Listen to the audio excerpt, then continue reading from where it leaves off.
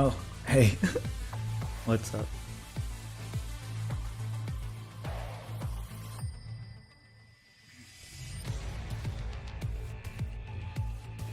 How you doing? I'm trying a new camera setup, so so we can get in more close without me having to put my phone right up to the screen. Basically, I'm shooting in 4K and streaming in 1080, which I always was, but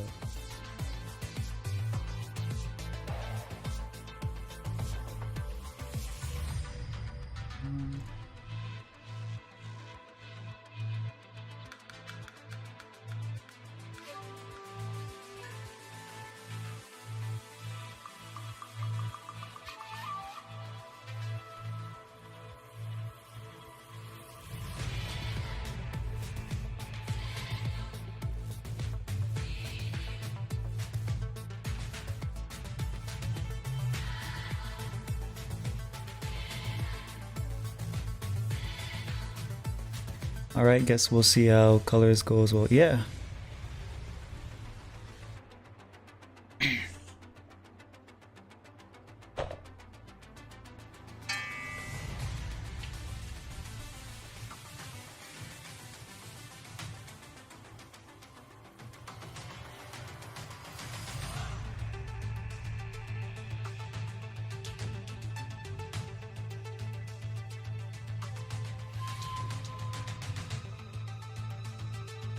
Trying to get all my screens up as well because I lost all the tabs that I normally just open up back last week when my laptop died. So yeah. Oh, okay, there we go. Hey Oak, how you doing? Oh, you got me on 2 accounts. You have an alt, I see.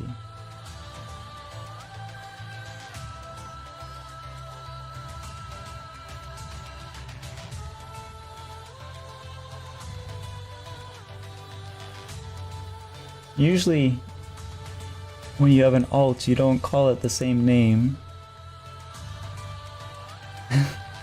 you usually use a different name.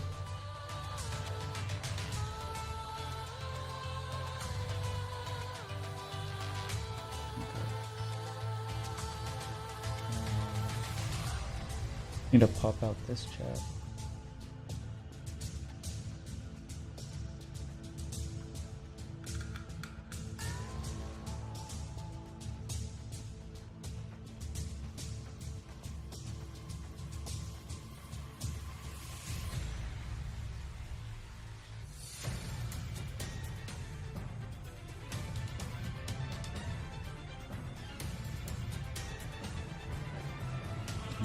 Close that. Open this. Okay, now I have the screens.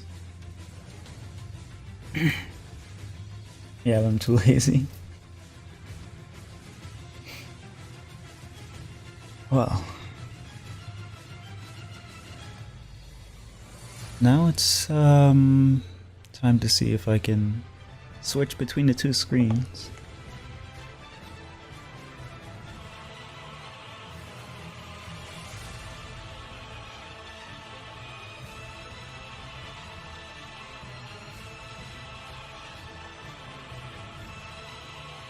Cool. I think I can adjust this a little bit more close.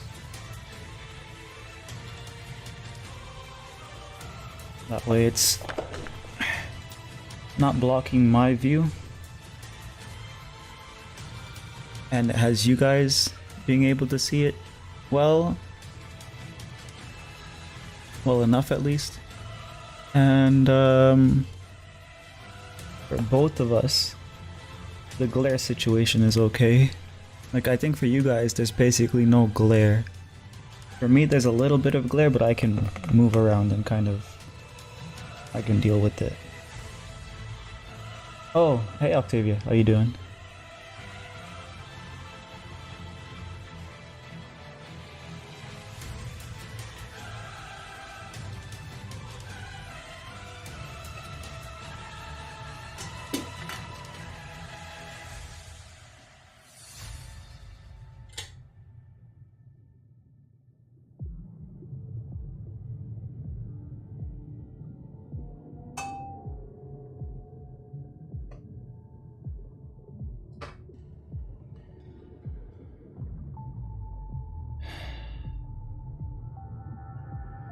Alright, let me see my notes.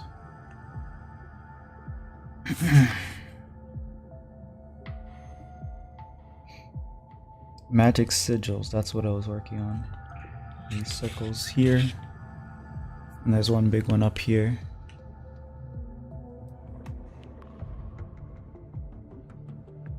Movements are maybe like... they're probably not too blurry on you guys then, hopefully. Because I'm... shooting at 4K. But the bitrate that I chose is pretty low. The bitrate I chose is for like 1080. So the image might break every now and then, but it shouldn't be too bad. Because it's mostly like a still kind of situation. But yeah.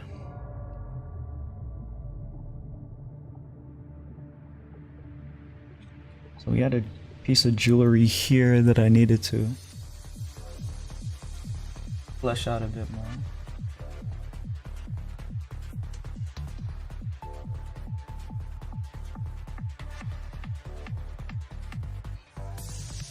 Good, how are you? I am doing pretty good. Some smoke, yeah.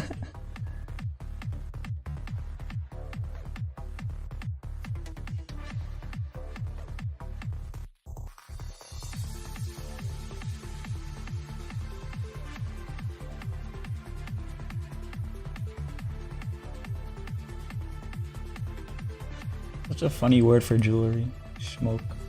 There's a lot of German words, they sound like English, they sound really close to English, right? Some of them don't sound close at all. But like a lot of them do, because English is a Germanic language technically.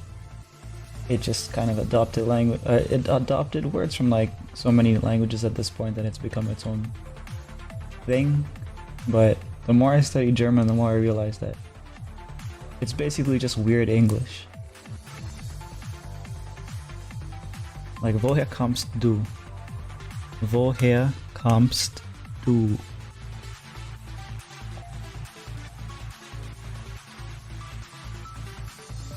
That's like basically like, where do you come from? Woher kommst du? And it's like, if you take the old English, it would be like something like, where dost thou comest from, or something, right? So woher kommst du? It's like a weird way of saying that. It uses a lot of the similar words.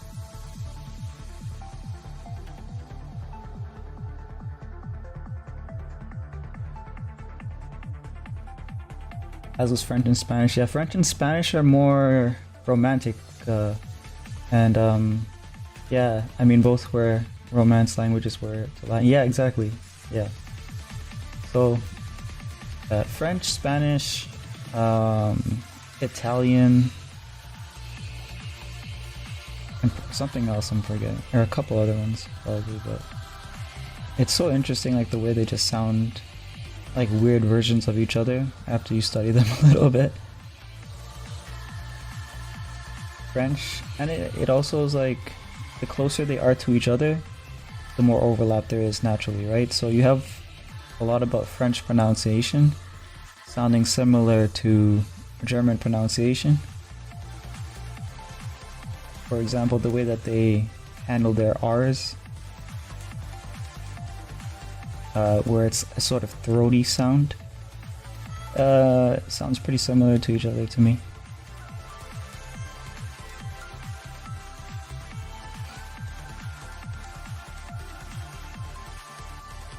And then the way Spanish and Italians roll their R's instead.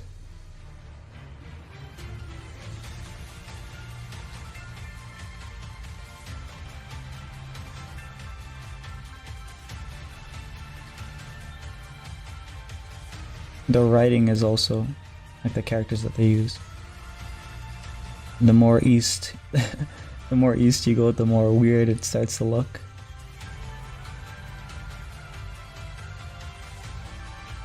At least from our perspective, as like Westerners.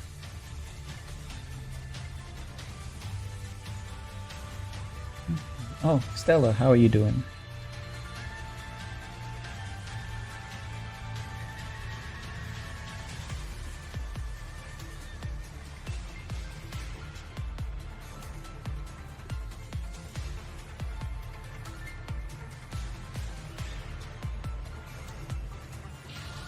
think I'll work on this. Need to figure out exactly which sigil I'm doing though, because there's a bunch of different ones here. And they all have like different patterns and so many symbols.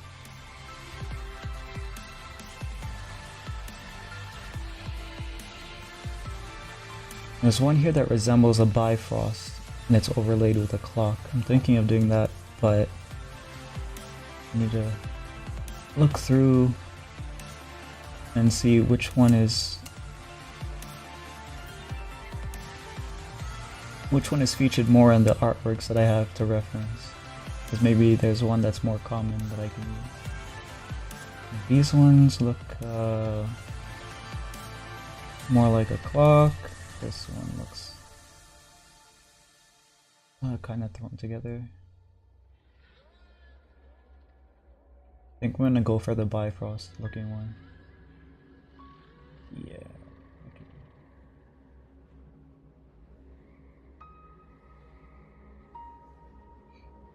Right, the Bifrost one it is.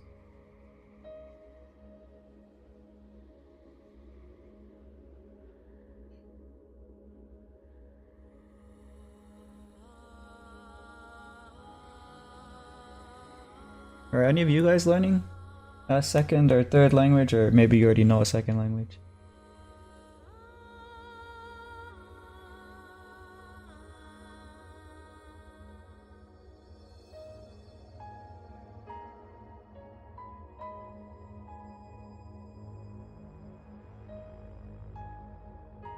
Oh, do you know what Warrior Cats is?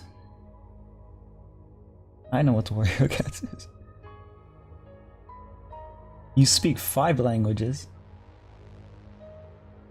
Oh, that's crazy.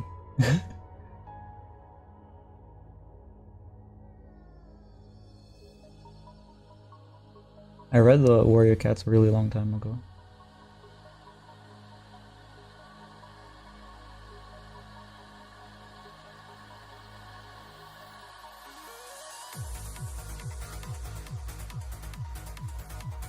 Let me zoom in on my reference here.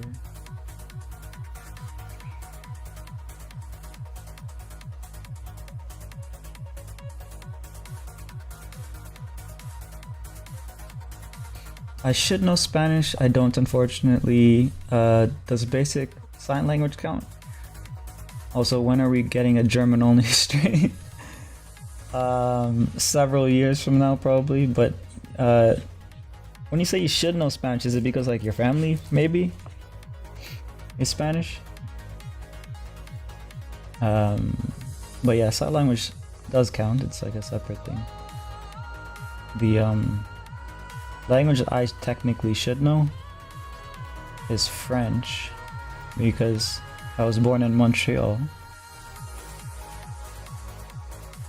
But oh, you gotta go sleep, Octavia. All right, have a good rest, and thanks for stopping by. I'm learning German. But bye. Good night. Yeah, have a good night. Gute Nacht.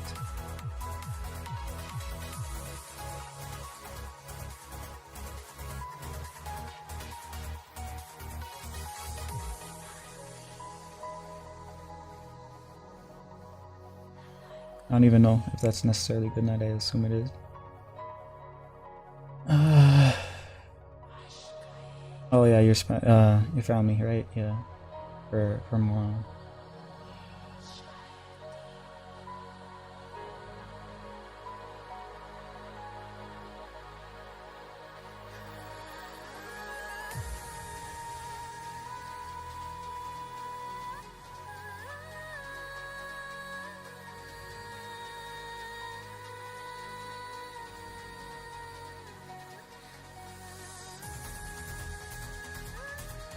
I'm just visualizing where I can fit the details, because it looks like it's 1, 2, 3, 4, so it's technically equal parts on each side. Each symbol here looks slightly different. Okay, so let's start with this one. Or actually, let's start with each of the lines because it looks like they go right through.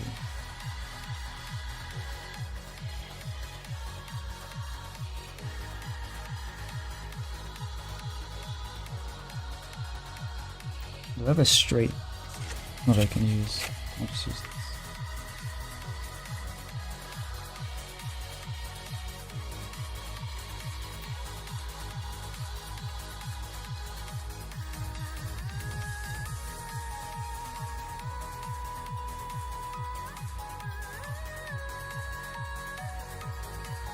You don't want to go to school on Wednesday? Yeah, you guys are gonna return soon.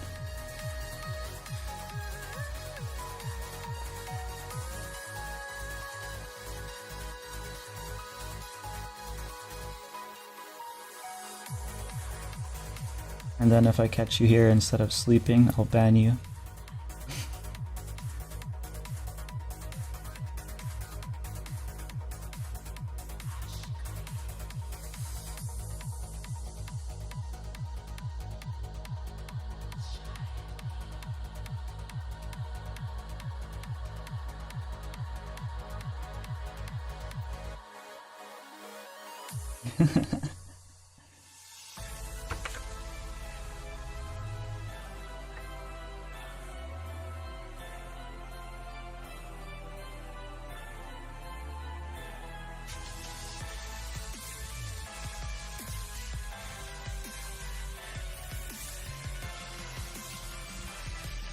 And who's up every night till 1 to 5? Yeah, you guys.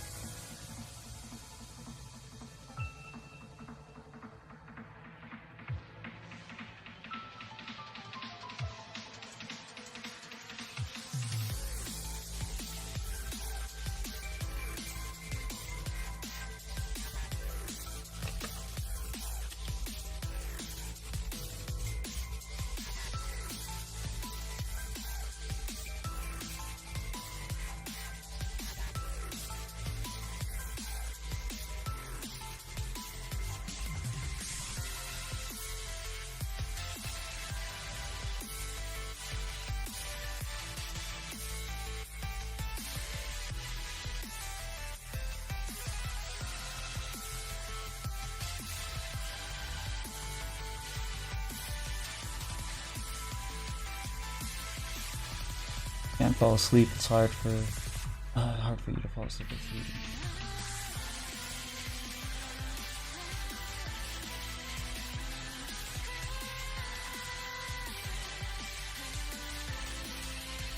Even if you like,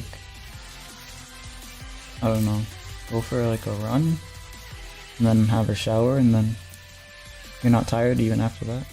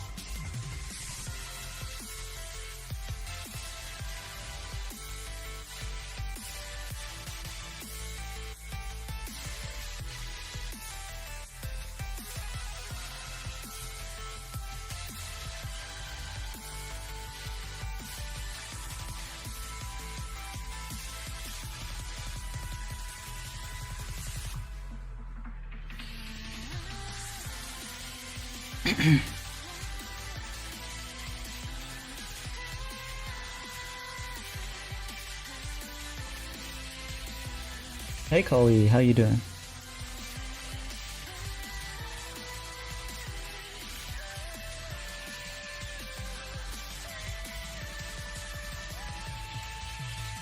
Doing okay? I'm doing pretty good. Good to hear you're doing okay. Basically, I'm working on getting some details in. for this commission.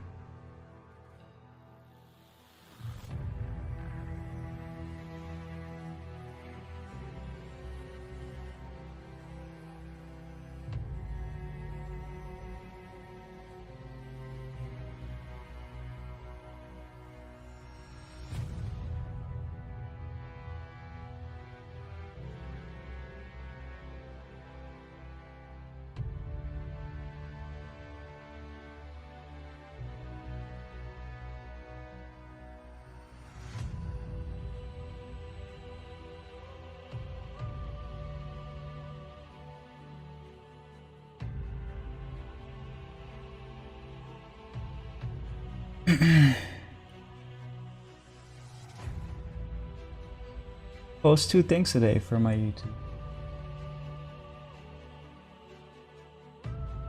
Like you said, you were doing Warrior Cats edits, I think. Yeah, I see it up in the comments.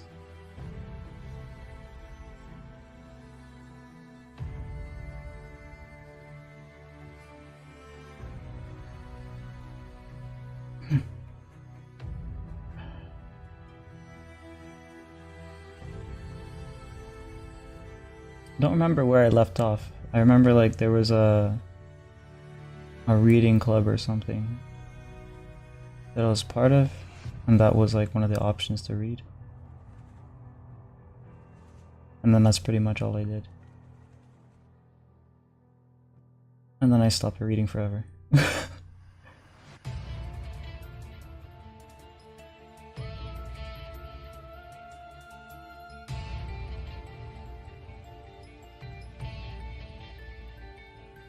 One of the videos for your GF.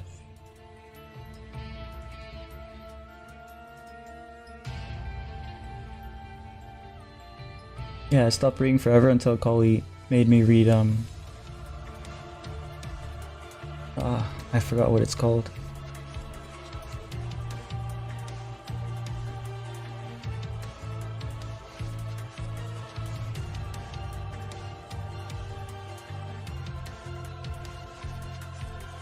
Yeah, I can't remember what it's called. Yeah, that Delis Rakim.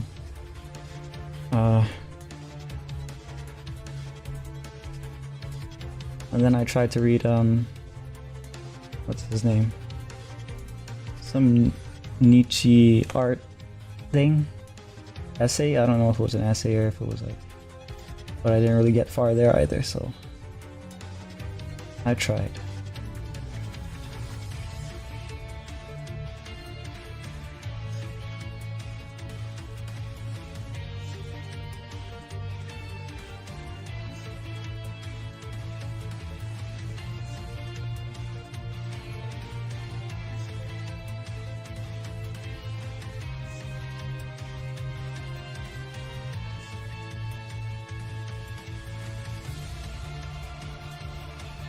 I think I'm gonna screw with these symbols a bit.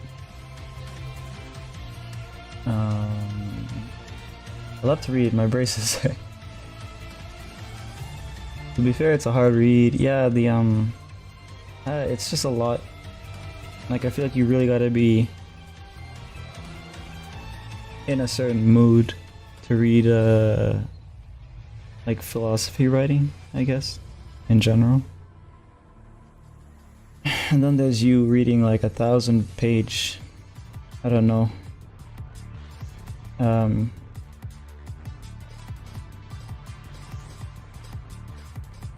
economic theory or whatever it was.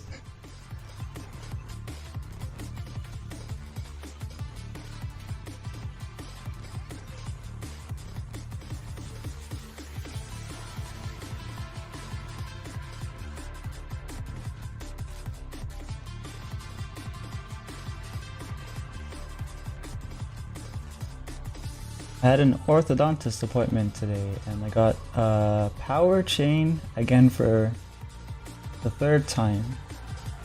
Power chain? Is that like a really thick rubber or something that they put inside of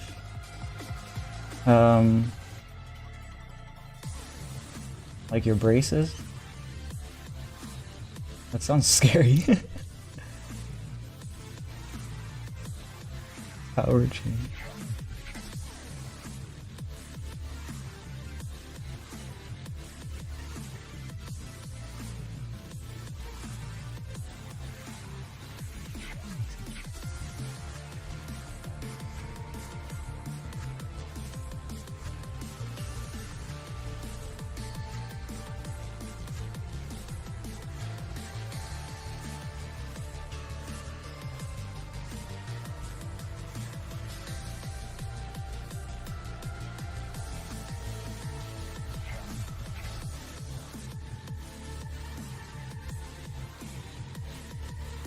So the color part is the power chain, but they are together.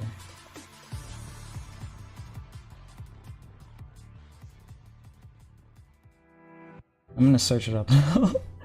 Let me see. Open tab. Where did I do this? My pop-out chats don't have tab bars, so I have to go to a new window. Open tab. Orthodontist power chain. Braces and power chains. Images. Oh, okay, I see. It's that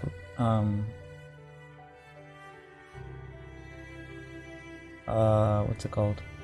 It's like a pink. Well, in this image it's pink. I'm sure it's different colors, but it's like a rubber thing that goes over each of those metal things that they put on top of your braces. Dang. Braces look scary.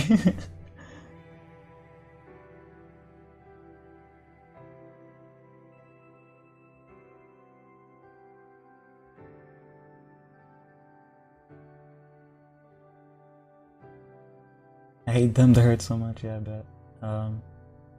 I had them for, I don't remember how long actually. Maybe a year or two.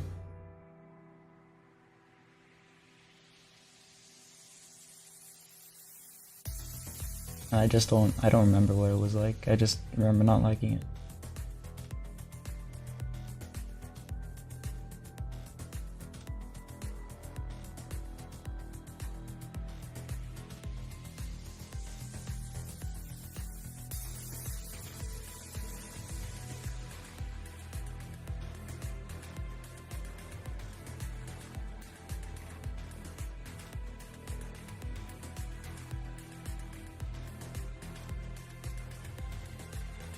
I remember it was cutting up my mouth a lot. Yeah, I think I feel the scars that I have inside of my cheek are mostly like healed up by now, but I remember at one point there was like like a gash of like missing flesh.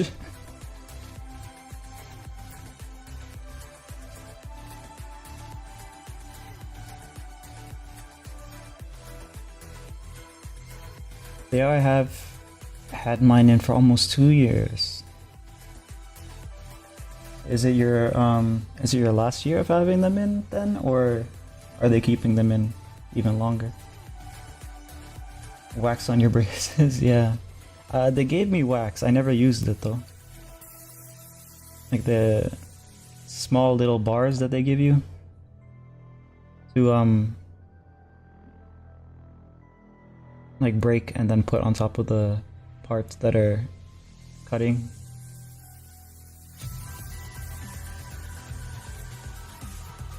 I think I burned the wax instead because it's flammable.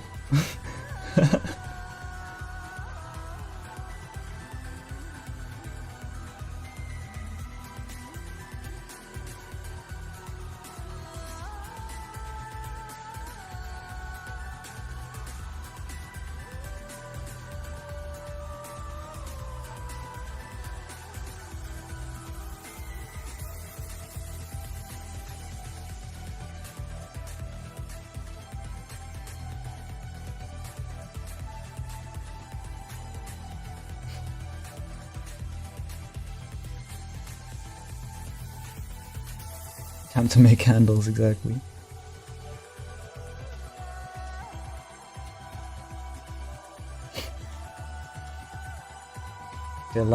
You don't know if it's your last year, I see. Well, hopefully it is. Because that's a pain.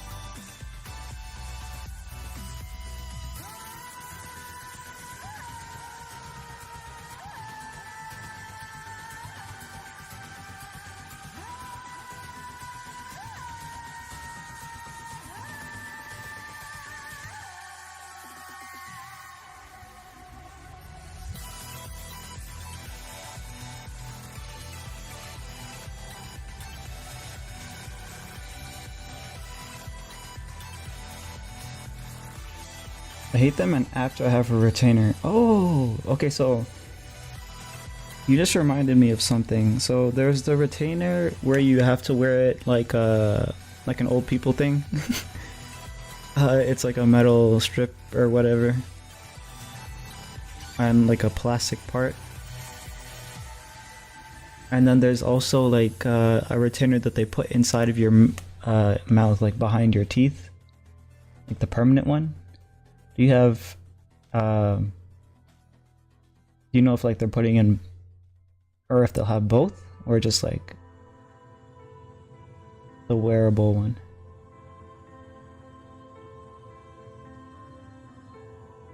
You know what I'm talking about? Yeah.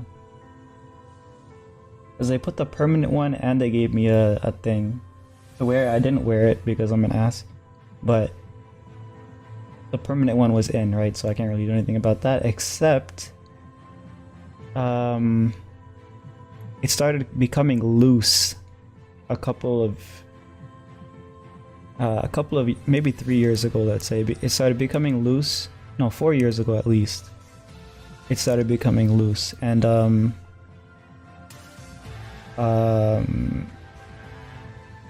basically the glue the glue that was holding it in place, I filed it down with a industrial file. Something like this.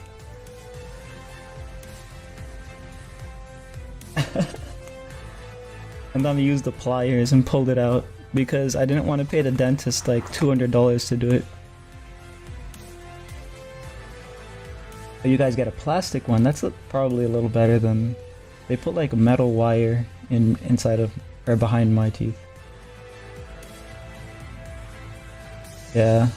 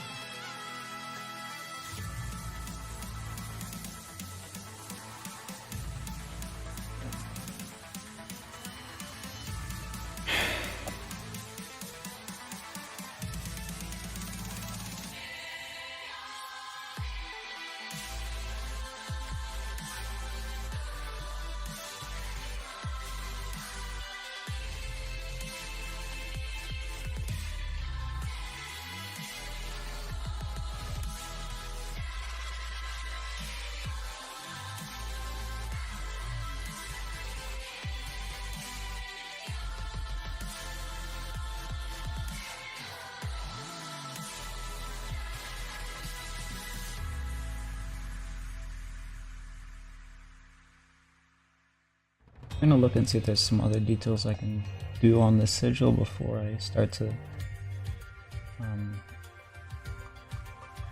add lights and all this stuff to it. Because I have to make the hand glow and stuff, right? So,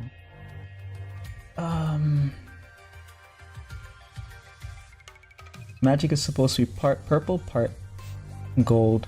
So I have to go back in and add like purple parts to it as well. Like maybe outlining it in purple.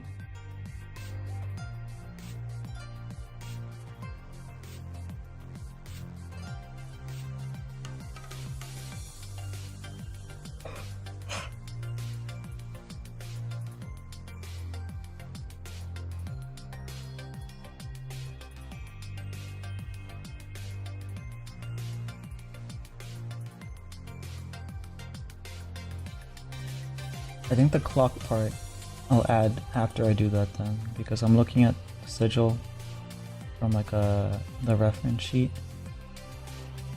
and it looks like the clock hand part is mostly like a really light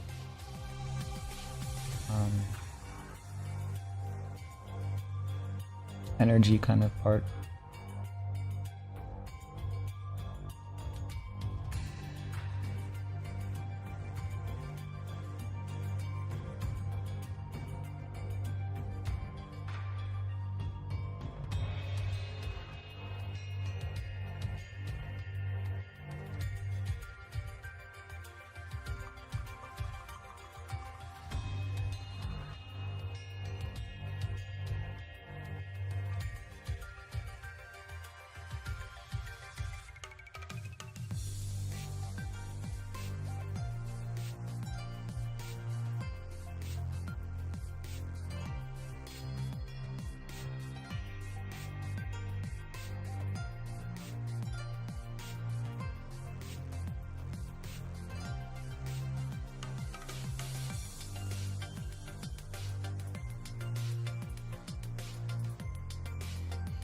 I'm gonna wait for it to dry a little bit before I go back over and do like purple stuff.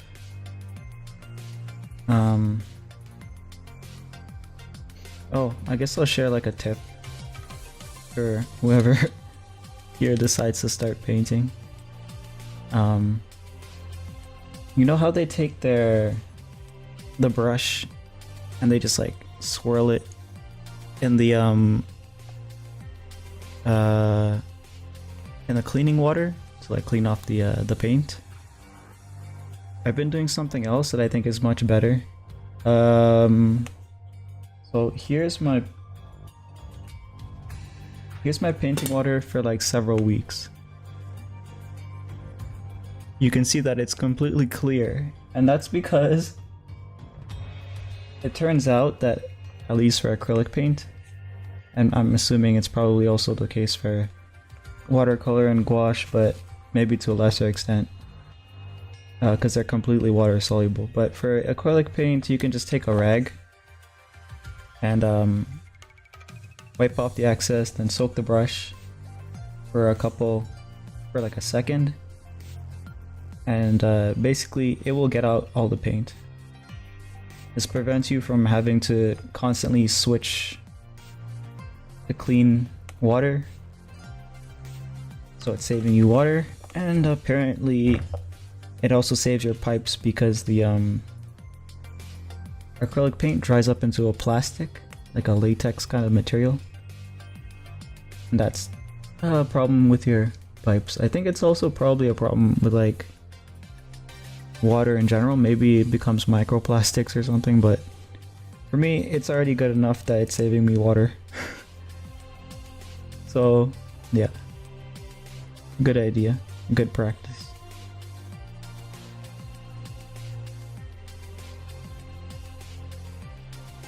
That should be dry now, so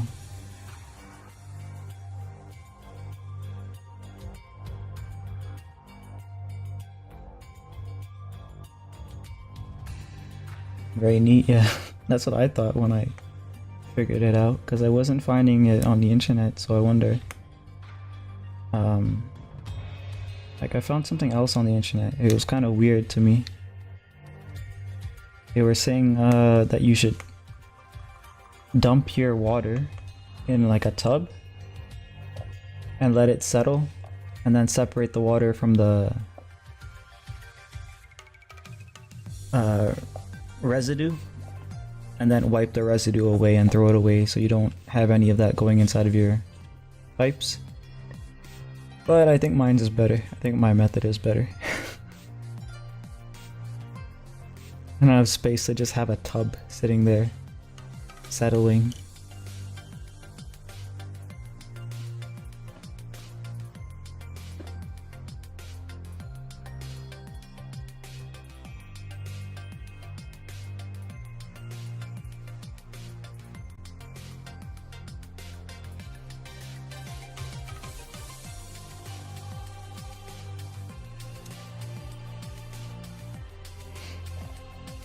This is a bad brand, by the way. Not because the paint is not good, the paint is okay. It's because the containers keep breaking at the top here.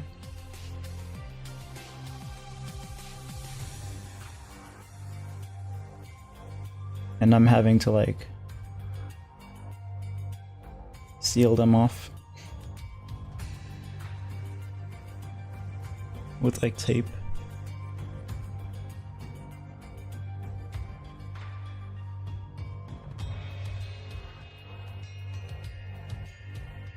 Yeah, honestly, I'd probably just dump paints into pipes instead of having to do the tub method. Yeah, that's what I was thinking when I saw it too, because like, I'm not necessarily like an environmentally conscious person. To me, it's just like, whatever's convenient for me, and I'll just do whatever I need to do to like handle my own situation, right? So I was like, yeah, I'm not gonna do that. I'll just dump it. And then when I was sitting at my desk, I realized, hey, I'm having to like go and refill water after every paint session. This is kind of like a drag. How do I avoid this? And then I decided to start wiping, and I'm like, oh, this works. So I'll do that instead. It's out of laziness that you find the best solutions.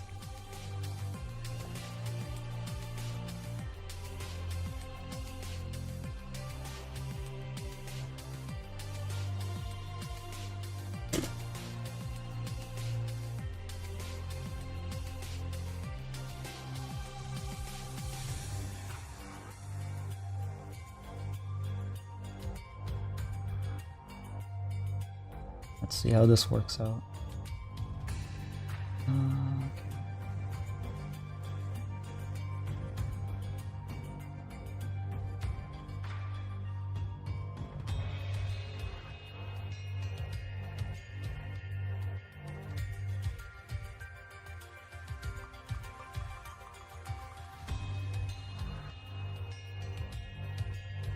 I haven't really looked over to see like if the quality on stream is okay. Does the image break? It's not like I'm gonna be doing that a lot anyways, it's mostly a still image, but I want to see how much the screen changes. It doesn't look like it's bad at all.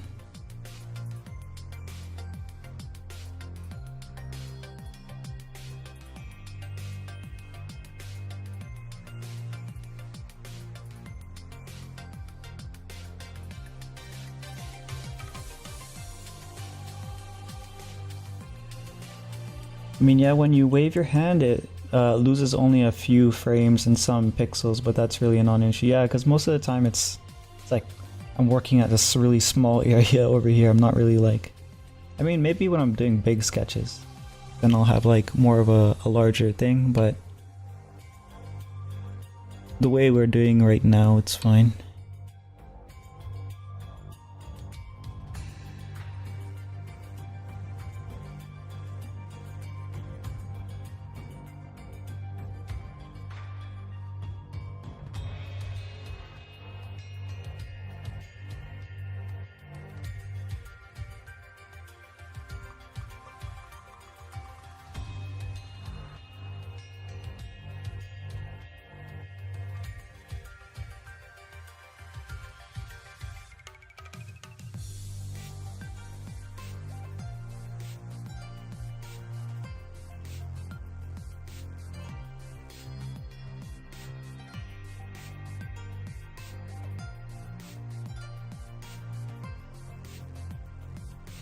Also, I tested my at-home paint palette, and it keeps paint wet for like up to a week even, maybe longer.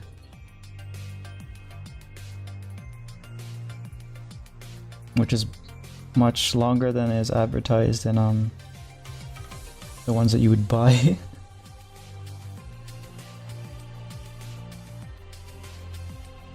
And I could still improve it because it's not necessarily airtight. Has quite a bit of space even for the air inside of it.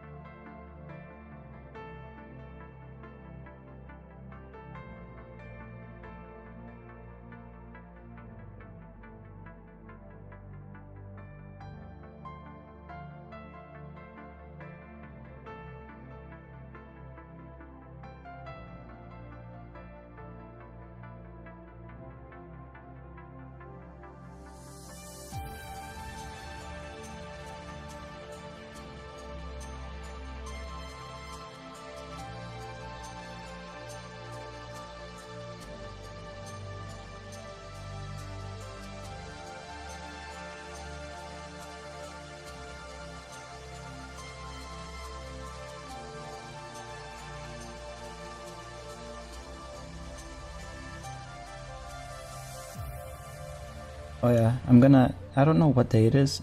Maybe I will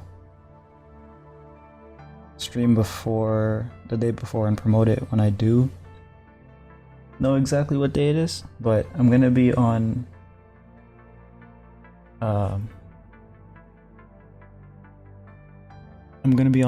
Ruin's stream to finish the painting that we started. He was painting a husky thing. So it's basically, it's just me talking and giving instruction, I guess, while he's painting. So once we have a date for that, I'll let you know. I don't think I'll stream it. It'll probably just be on his channel.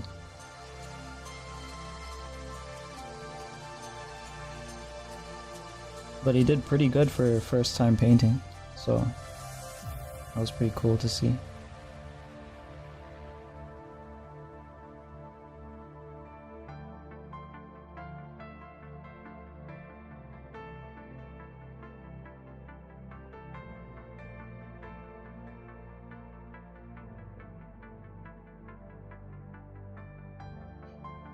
Blue's gonna do a hand cam eventually. I think she says she had... I don't know actually if she said she had everything ready or not. But that would be cool too, to see someone else paint. And I'll backseat. I'll backseat as well.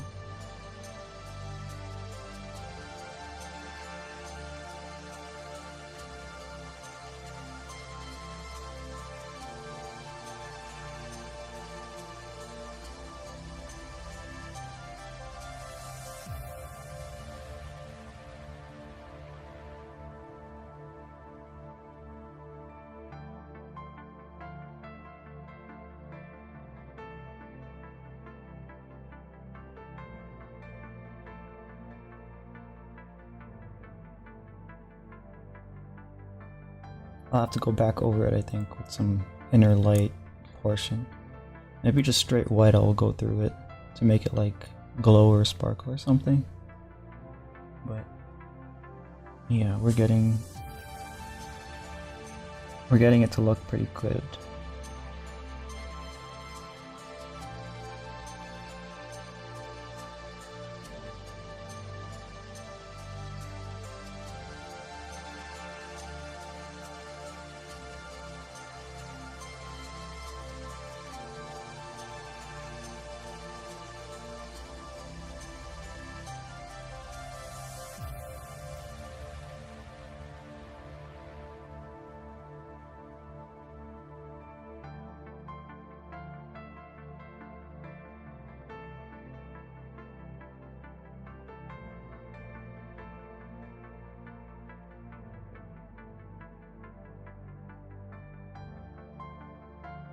Ruin, he was on YouTube until like very recently. He decided that he's just going to stream on Twitch because his subscription to something, I can't remember. There was a service that he was subscribed to that was allowing him to multi-stream.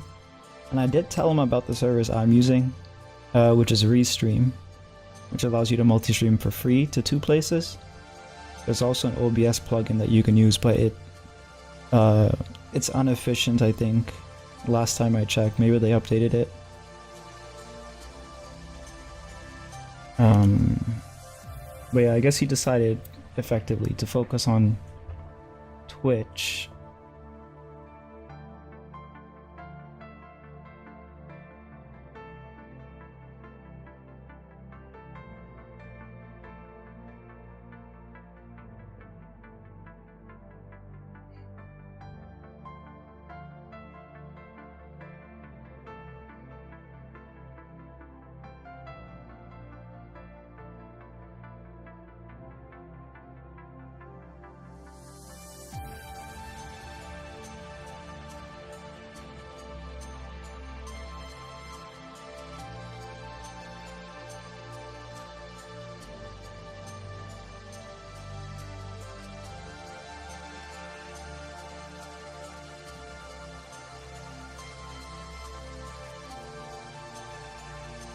Tried streaming or multi-streaming to many places before, but it's never really worth it.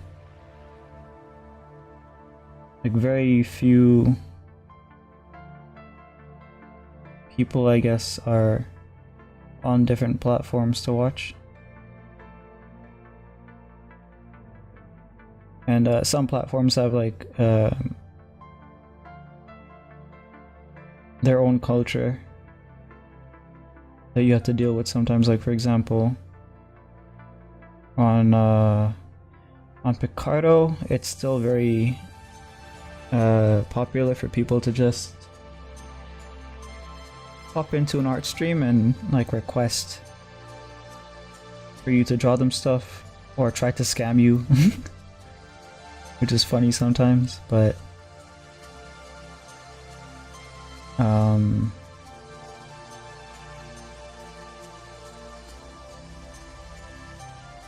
on Kick, there wasn't really many artists actually. Like there was some VTubers, there was enough at one point that they had a category. They updated it with like a VTuber specific category, but I don't know what else has changed since.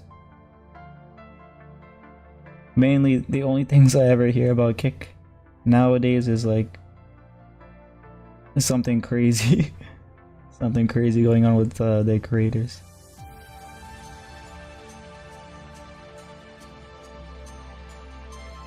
I recall you streaming to Kick. You still doing that? No, I don't, because I found out how the plugin works. It basically is going to reduce the stream quality to elsewhere. So like the way I'm doing it right now with the Restream is my upload speed from my ISP is sending the information to Restream, and Restream sends it to YouTube and to Twitch.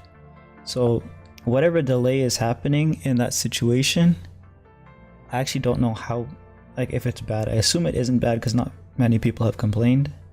So maybe it's actually not bad at all. But it would be bad, and it was getting bad when I was streaming with the plugin, because the plugin, on top of sending to Restream, it was also sending to the Kick and to Picardo, and it basically was using your upload speed for each source. I hope I explained that properly.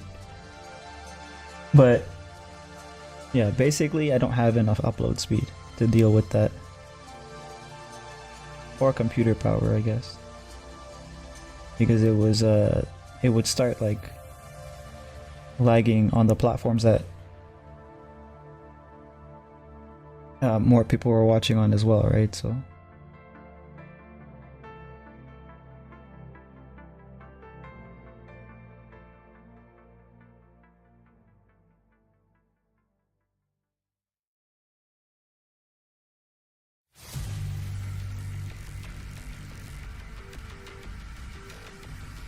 makes sense. At least you're not affiliated with basically the LA of live streaming services. Yeah,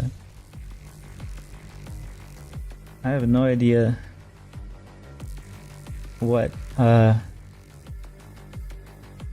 thinking sometimes.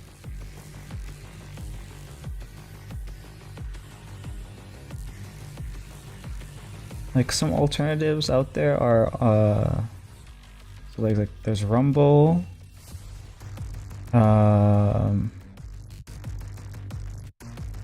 There's Odyssey.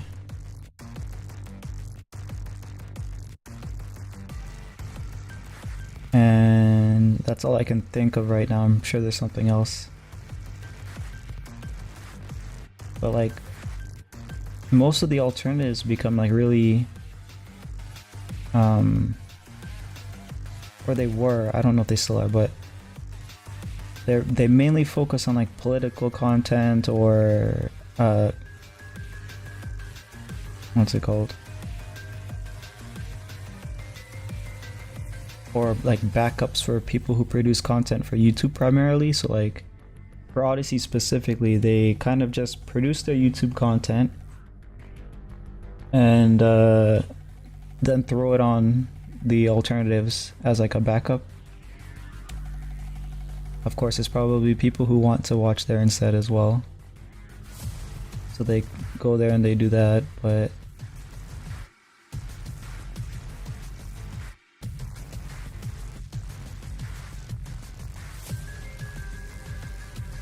yeah, I don't know if it's worth trying to stream to alternatives.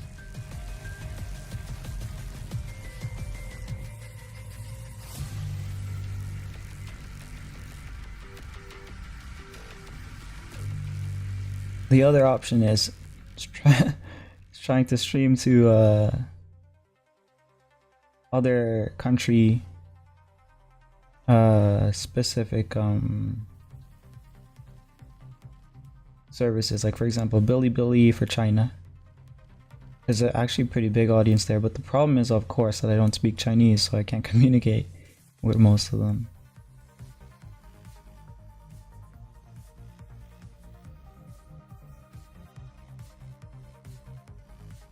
And there's Nico Nico for Japan.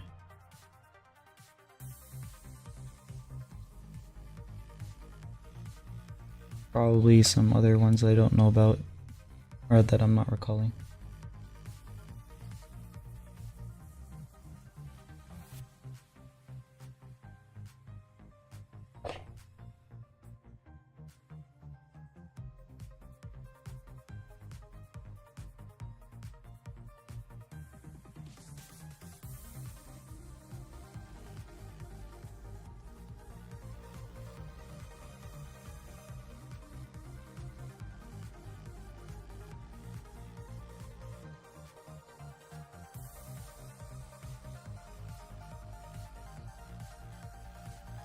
Honestly, it wouldn't surprise me if you get the same number of viewers if you streamed on Chinese Twitch.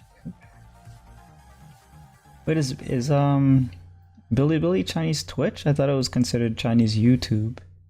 There's something else that was Chinese Twitch. I can't remember what it's called. But yeah, pretty much.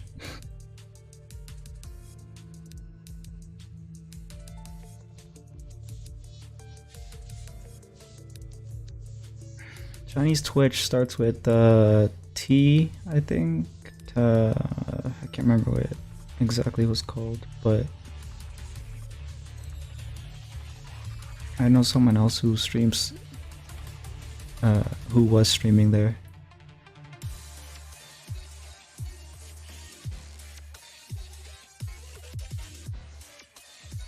But yeah, I forgot. There's TikTok and Twitter technically to stream to. I don't really know how those work, but I assume it's not ideal.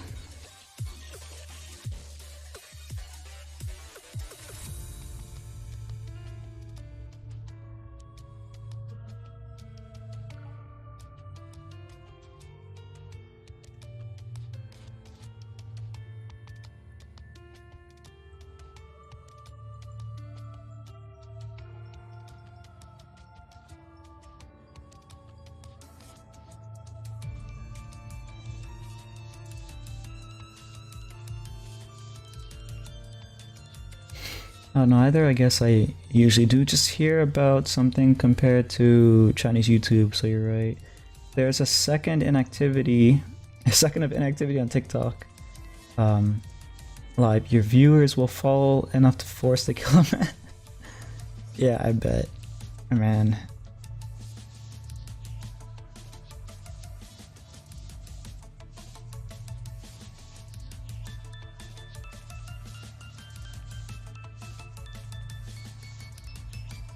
Apparently there's a way to stream into YouTube Shorts, but it looks kind of strange to me. Like the format is vertical, right? So I don't think that's really good for an art stream. But I know some VTubers who stream into the YouTube Shorts algorithm because it gets more views, I guess.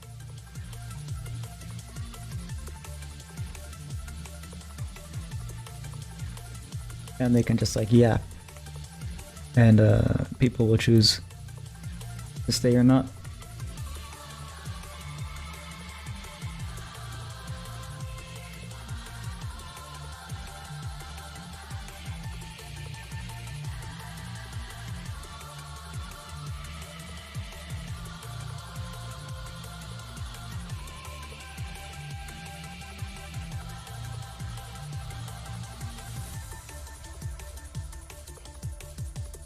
Arts content in general, I would say, is probably not very good. Like a lot of the art streamers that I used to watch, as they grew, they decided to play games more often, because like, people will watch that more than an art stream. There probably are artists who like have mastered the ability to talk and work on stuff at the same time.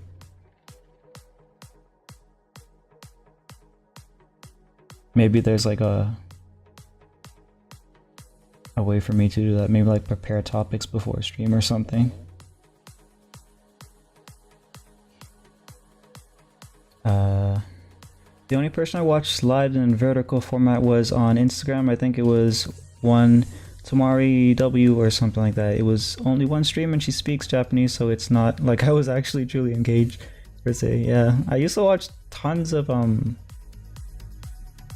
Japanese VTubers way back in like the Hololive days. Well, it's still kind of Hololive is still there, but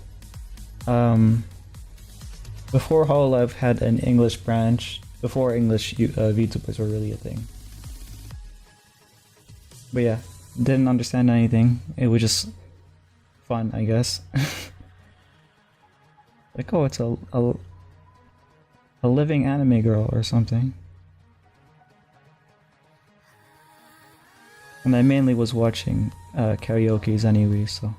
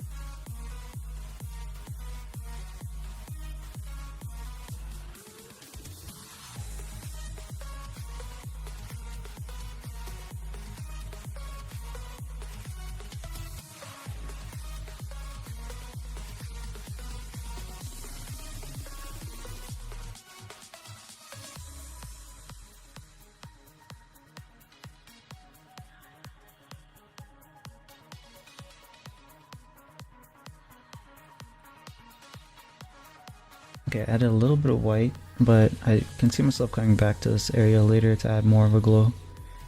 I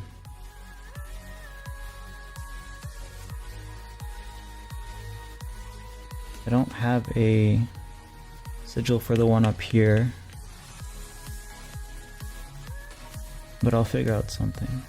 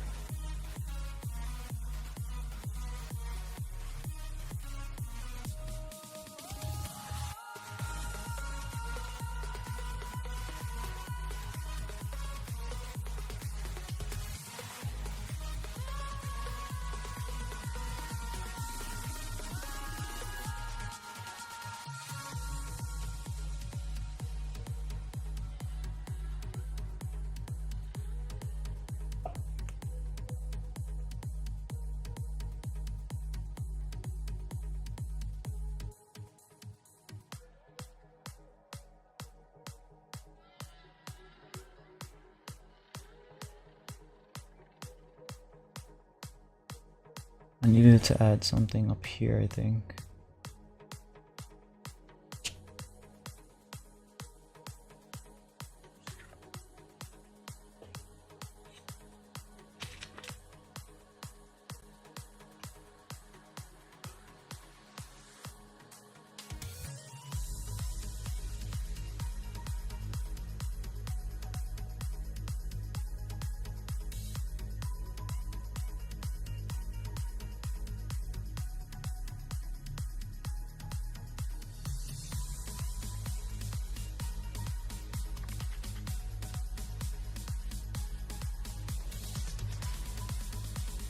There was a tutorial that I had, but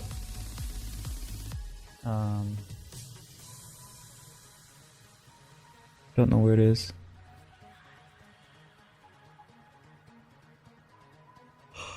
Tutorial about drawing Aurora Borealis.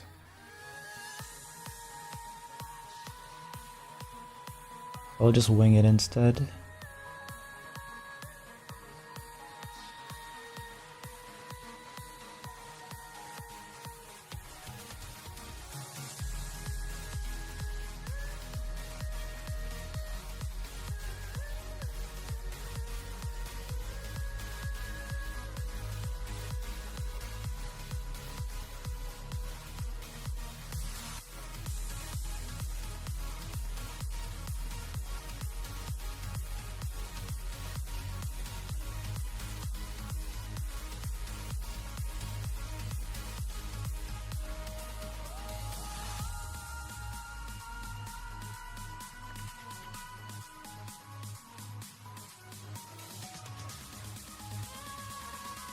I recall you saying you made a handful of tutorial videos yourself. I'd assume they all got wiped. Yeah, that was really a long time ago. There's actually a what's you call it? There's probably some random video website somewhere that it was backed up onto, but they're all useless anyways because CSP, they're Clip Studio Paint tutorials, and they've updated a lot since then. So I ended up deleting it, and I found out that when you delete a video on YouTube, you lose all of the all of the clout that you got from that video. Basically, like, you lose the views, you lose the likes, and you lose the stats, I guess, to your channel. So yeah, that video that got around 10,000 to 15,000 views, it got wiped, and I can't use it. I can't use the data on the channel because, or like, it doesn't really, because like the data would have been helpful to like help boost the YouTube channel, a little bit in the algorithm, but that's spilled milk. I should have unlisted it, is what I should have done, because unlisting a video makes it invisible, but it keeps the data. Which is probably what I'm going to start to do with a lot of the live streams that I've done from a couple years ago. Just to clean up the view a bit. That way, like a random video is less likely to get recommended to people if it ever makes it to that stage.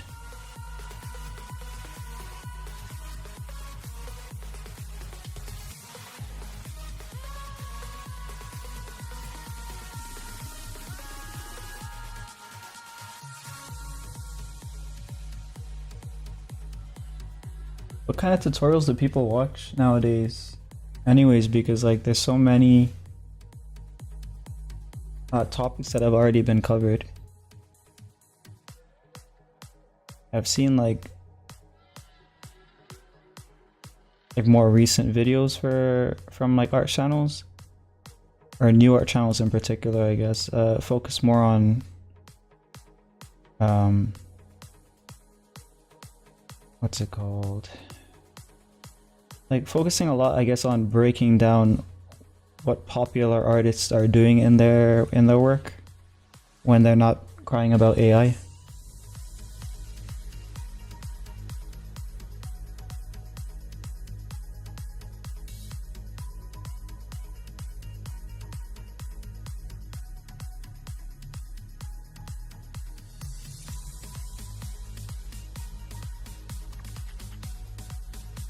Well, for me, I guess it's just random pieces for things like perspective and those sort of basics. Also, like you search up specifically what you're trying to learn in like that instance, I guess, right?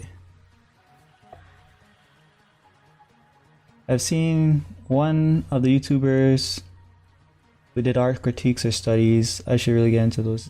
Yeah, for me, I find those pretty good because they break down what another artist did, why they did, obviously from their interpretation, right? But yeah, it's pretty useful.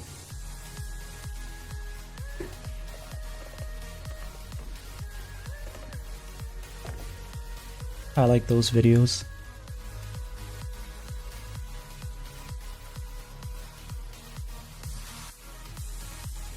Especially for digital, because it's like a little bit more difficult for me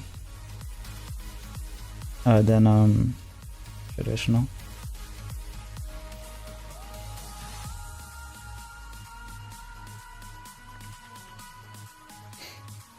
Like recently, I think a couple big artists in like the YouTube art community, they made like not even pro AI, I would say. I think they just made like a video or two, but they're like, oh, there's possible usages that I'm going to be exploring.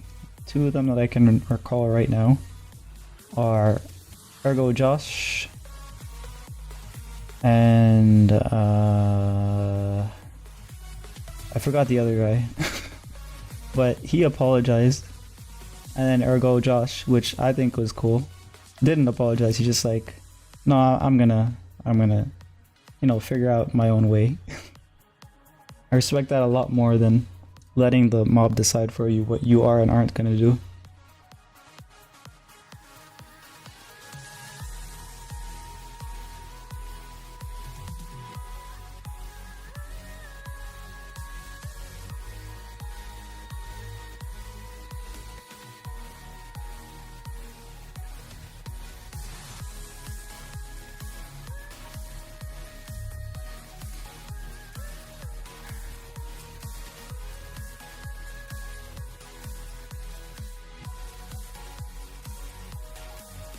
I use MS Paint and Trackpad, but I've just been like doodling and trying fan art in a sketchbook I've held on to since middle school. I enjoy traditional way more. Yeah, me too. Like, it's not even a contest for me.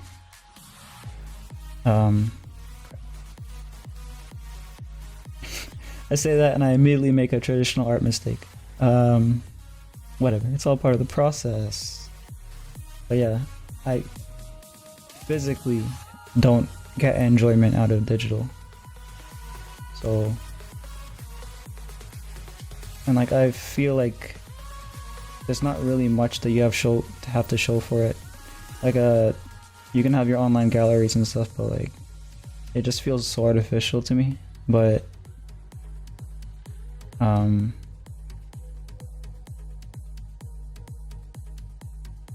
having like a tangible thing, and then also having to like manipulate the materials in real life, it's just so much more enjoyable. But yeah, it's good that you're using a sketchbook. That's something that I didn't do that I should have done. I ended up just sort of drawing a lot of scrap paper and then throwing it away, burning it actually. But eventually, after you're doing all the studies and just throwing away, you don't really have a way of looking back to seeing how you've progressed. And you don't have anything to show for your efforts. So like if someone was to ask, oh, you're good at drawing, show me some drawings or something, or you're drawing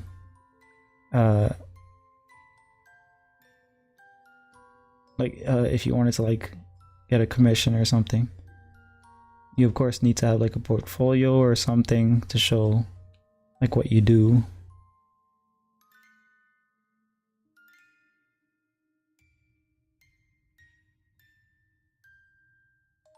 And I didn't have that because I decided to be dumb and destroy everything. It's not like I'm happy with the content of my sketchbook, especially given that I've only had 3 pages of work that wasn't drawn a decade ago. I choose to throw it out if it doesn't satisfy me. I feel like you have the same general issue, but who knows? Yeah, it was that, except that I did throw it out. And it's not like I regret it, it's just that I know now that it's probably not good to throw it out.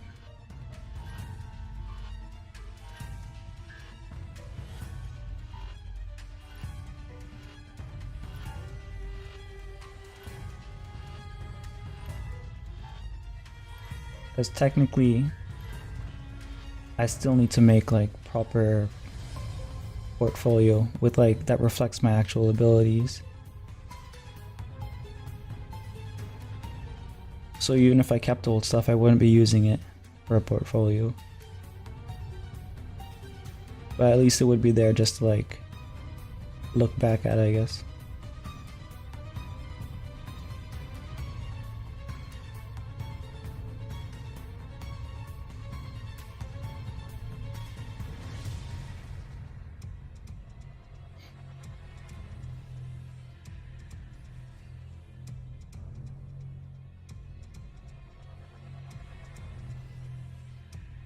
You ever see the video or the channel, I guess, of the guy who, it's a Korean artist. They use Excel. They use Excel to paint, and they do some of the best like portrait paintings that you've seen. Pretty crazy how they can just do that on Excel. Like the various shape tools and stuff, they just use that, manipulate the shapes, change the opacity, and layer everything together and somehow get really high quality results.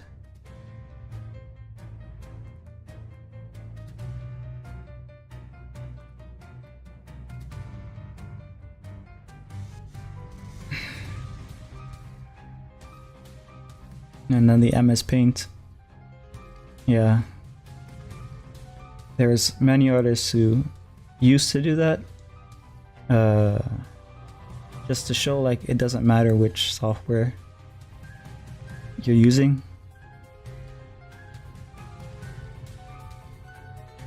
I think someone got harassed for it at one point on Twitter, which is like, that's just Twitter behavior really, but I think this person like got like doxed and stuff, I don't know. Over using MS Paint.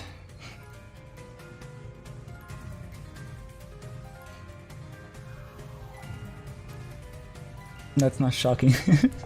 That's not shocking info, yeah. Twitter and harassment, name a more iconic duo, exactly.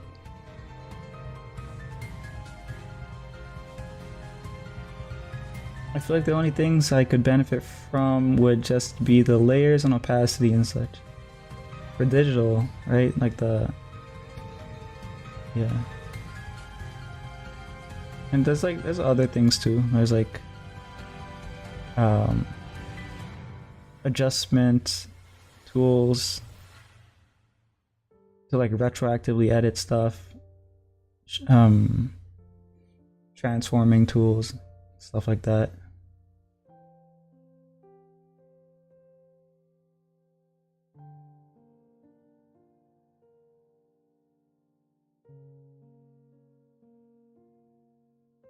I think I need a really like light layer here.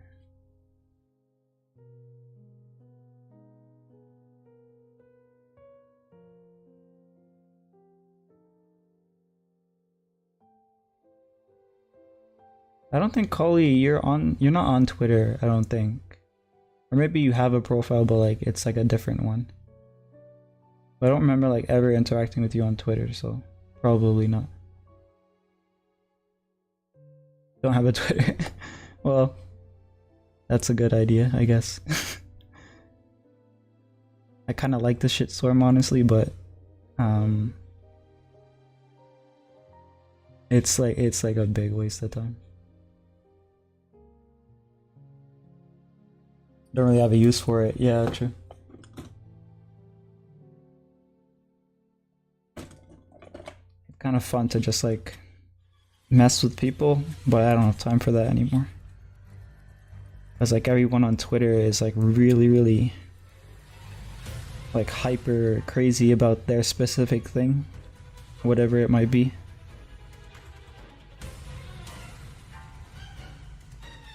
It's actually an interesting... I don't know, they probably do have studies out for it by now, but...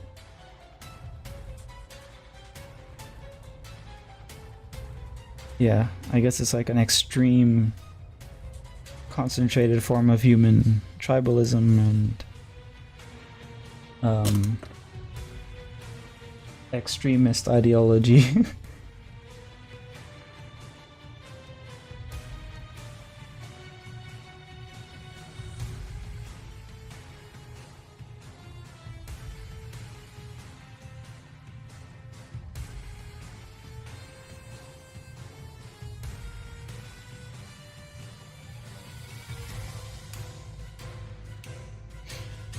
I don't know.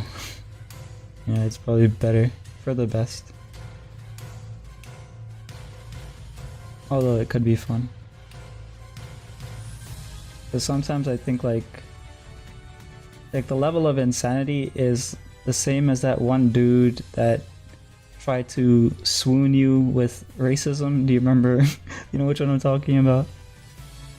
The level of insanity is like that. Except like for huge groups of people.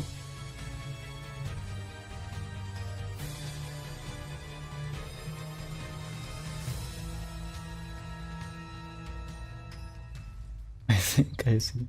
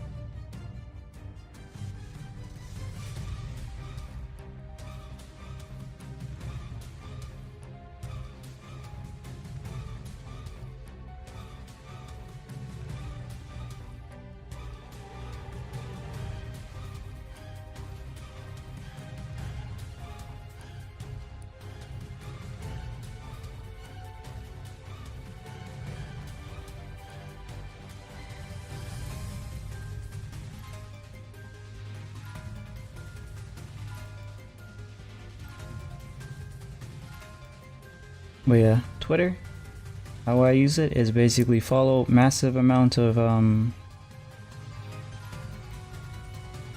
artists and like very few other types of account, but mainly follow like a massive amount. I think I'm following like 5 or 6,000, and then I only use the following tab, so it doesn't recommend me things that I don't care about, or that it thinks that I care about but I don't actually care about.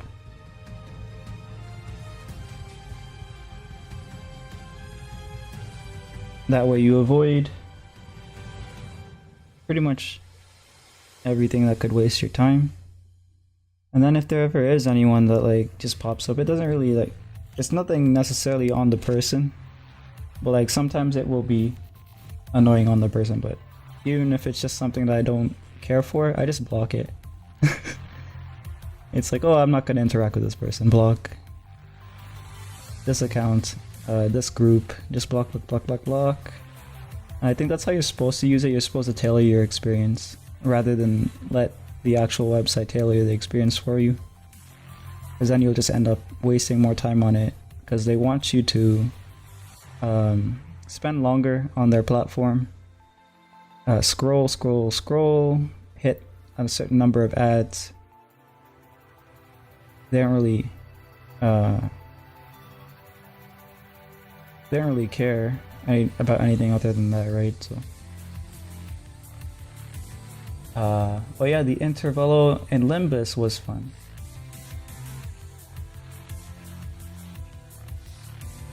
You know, I dropped Wuwa. Maybe I can pick up Limbus again. Because right now I'm only playing what's it called? Zenless.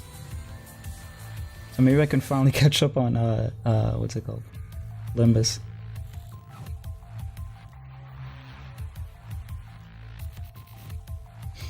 Yeah, I dropped Wuha because it's basically just Genshin with slow-mo and parkour. Obviously has way better combat. Main reason I dropped it was because they don't have controller support for mobile, and I'm playing on mobile right now, unfortunately. So I literally can't play the game. Like it's so annoying to control. Obviously, like if I'm still interested in when I do build a PC, I'll probably jump back in. Especially since by then they'll probably have more of their own identity, hopefully. Probably too much to ask, honestly, because like I don't know why they decided to copy Genshin in the first place. It feels like a different developer entirely than Punishing Grey Raven, because it's the same studio apparently that made Punishing Grey Raven, but it doesn't feel like them. It feels like it feels really lazy.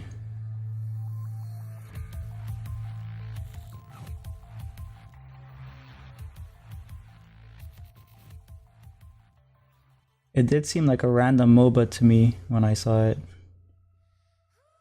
Yeah, that's what it kind of felt like after a while. Zenless feels good. I can see myself playing that for several years.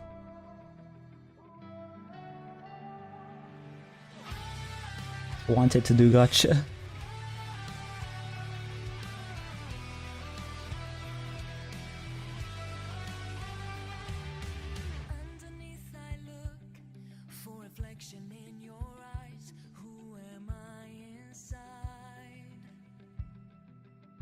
Wanted to do gacha, say Talking Hard?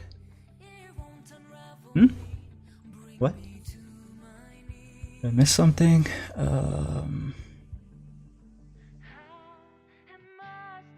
Oh, it did seem like a random MOBA that wanted to do gacha? Is that what you...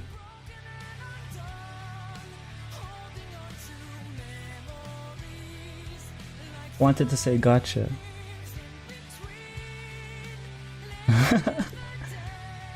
don't manage to make a correct sentence. I'm sorry, wanted to say gotcha. Okay.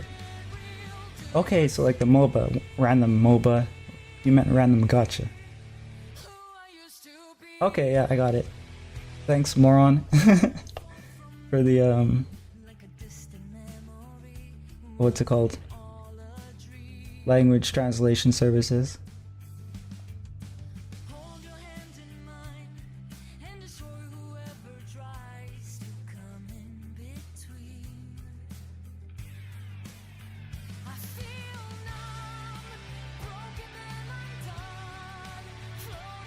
Yeah, see, the soundtrack that I'm playing right now is PGR, and the music from PGR is top tier. I think it wasn't necessarily top tier in the start, right? But they got their own identity eventually, and it's known in like the gacha community to have like really good music. So when they decided that they were going to make Wuwa, that was one of the things on the list of things people were looking out for, and it did not deliver. I think they didn't hire the same people to do the music. I don't know exactly, but the motif in Wuwa is music, so they really dropped the ball there. Like, for example, your abilities for your character is locked behind something called Forte Circuit, which is something that you build up as you fight in the combat. You have like resonance, you have tuners for your to upgrade your abilities. There's so much like music theme stuff. So it was like, okay, you guys are gonna come with the bangers, right? They did not. In the update, they had a few things. The menu theme and the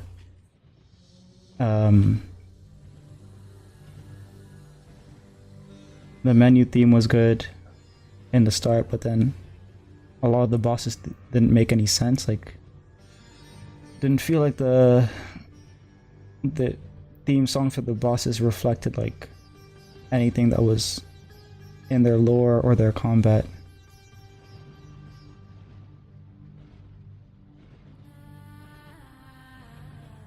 I was disappointed with that, so I hope they correct it in the future. But if they don't, I'll probably be playing something else anyways. Because I heard that Arknights Enfield is also coming out soon.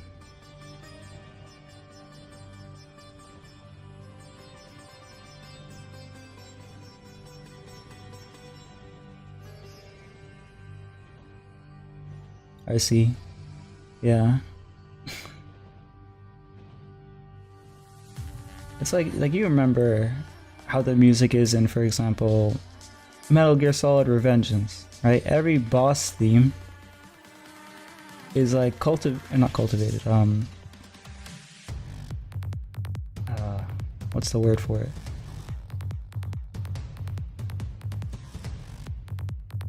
I forgot the word that I was looking for, but basically every boss theme is like specifically designed for that boss. You can like hear the lyrics, not even just the lyrics, the music itself kind of like is reflective of the boss fight, their personality, their motives. There's no such thing in Wuwa, but there is in PGR, so it's like, why didn't you guys just apply what you learned in PGR Wuwa?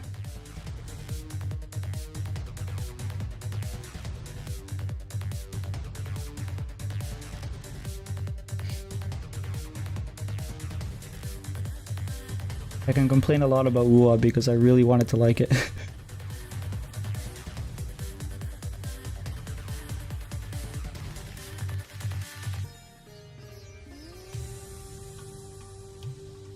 Maybe they wanted something different. Wanted the music like not to match. I don't know. I don't know what they wanted. Like something I thought it was like maybe they wanted a more ambient experience for like the exploration and stuff, because like the music there wasn't necessarily reflective of the areas either, so I kind of gave them an excuse there.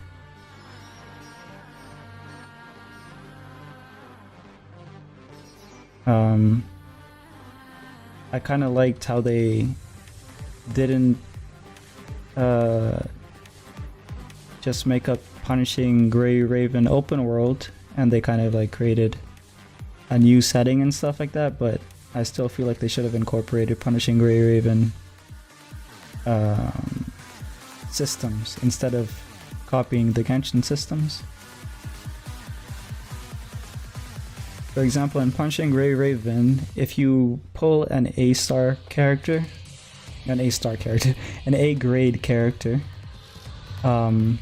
you can upgrade them as you get duplicates to an S, and you can keep going until it's like S, S, S, S, S, S, S, R. I don't really know how high it goes, but it just makes your character stronger and stronger and keeps the progression going and going and going. Rather than you just being stuck with a character that you don't want to build or anything like that, right? Because they're not like considered to be like a high quality character or something. I thought they would have that, and then they had ranks to promote your characters. Instead they adopted pretty much the exact Genshin system, and then at first I thought it was because they wanted to capture the Genshin market and make it easy for Genshin players to like leave Genshin and come play better Genshin. But it was at the cost of their own identity, I think.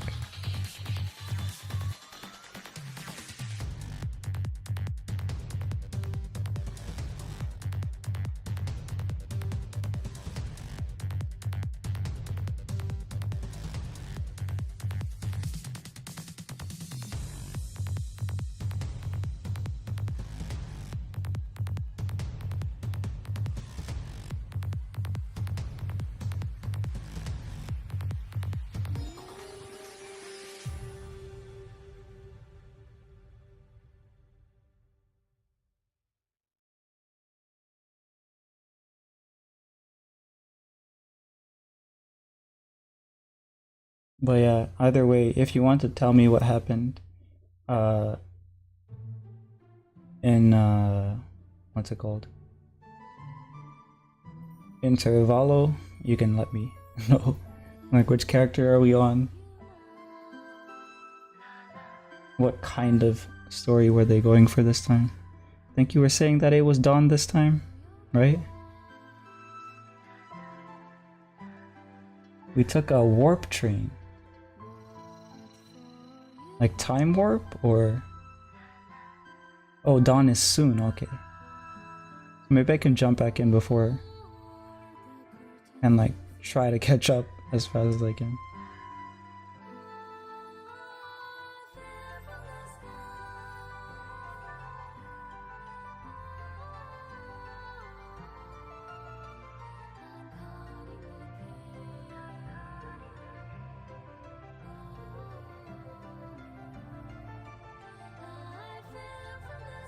We concentrated a little on Faust here in the Involo. I think you mentioned also that Limbus has that system where you can play events even if you miss them, right? Because I probably missed a lot of events.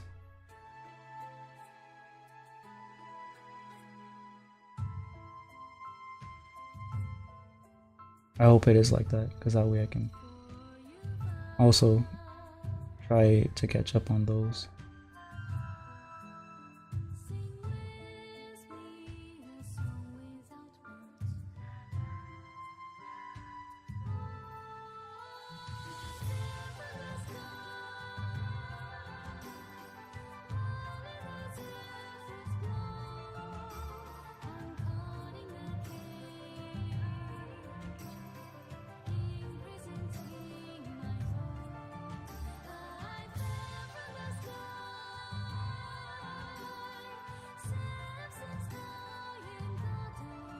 It's more they do events for chapter releases when it's intervallo or mini chapters.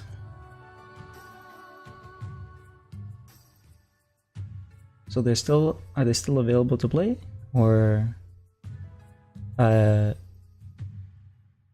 just missed out? Oh, but you still have access to the chapters after, since it's part of the story. So like whatever happens in the event, do I still have access to those? Or like obviously maybe like the rewards you don't, because like the rewards are for the event.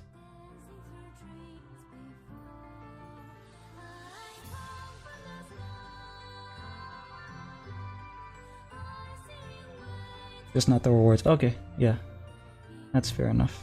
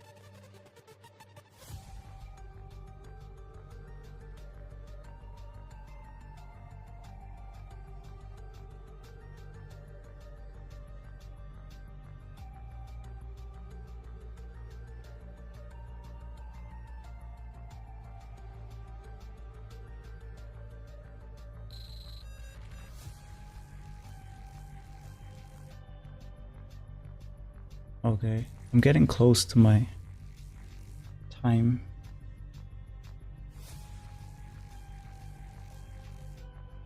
We have like 10 minutes, I guess.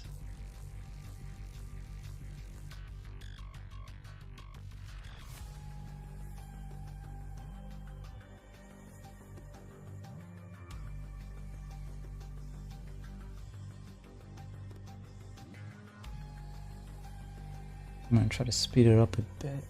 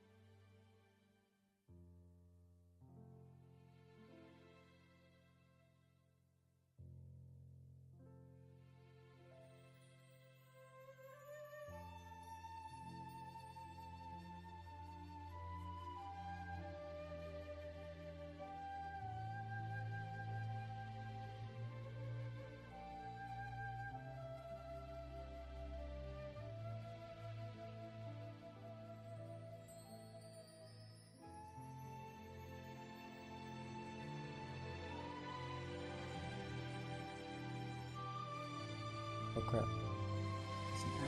I'm gonna snooze this ad just so I can actually say what I need to say before I end. Thanks for watching. Let's see. How do I go back to the...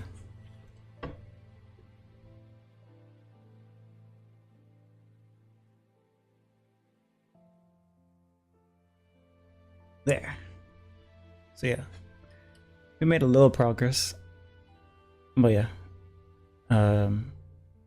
Probably have several hours left on this. And most of it's probably going to be off stream, but thank you guys for watching, and I'll see you guys next stream. When will that be? Maybe tomorrow, maybe not. We'll find out. Thank you. Bye. Good night, Collie.